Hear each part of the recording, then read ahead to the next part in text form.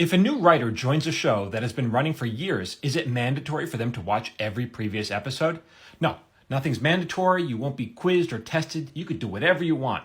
That said, I think it's pretty lazy and stupid if you don't.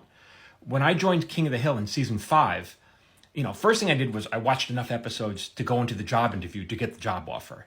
Then when we got the offer, I called up the writer's assistant. We weren't going to start for maybe 3 weeks or so. I called up the writer's assistant. I said, I need to watch or read every single episode you guys have done so far. So that was seasons 1 through 4. That was 100 episodes.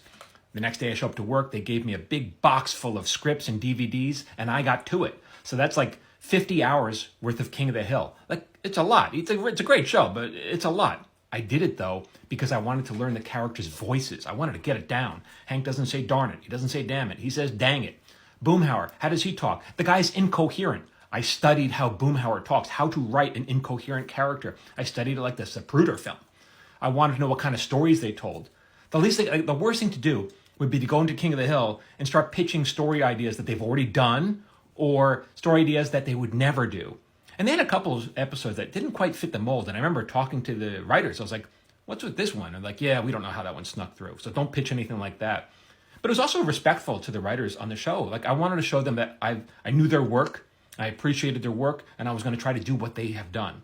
It's respectful. I've done other shows where new writers join in the mid-run, and they don't do this kind of stuff, and they waste our time by pitching ideas that we would never do, we already have done. It's like, what are you doing? If you don't want to be here, go away, It's disrespectful to everyone. Getting these jobs, it's really hard, and getting fired is actually pretty easy. It's like, why blow it? So I would say, you want to watch all or at least most of the episodes to go in to be informed. Now, I do a free webinar. I did the first 2 free webinars on how to break into the business, but the next one I'm going to do, it's going to be a little interesting. It's going to be about how I, as a professional writer, approach stories. And so if you're, even if don't want to work in Hollywood, if you just write novels or if you write plays, stage plays, and you just want to learn how I do it, this will be helpful and be interesting. So the link for that is in my profile. It's free. I'll see you there, and we'll send you details real soon. Thank you for the question.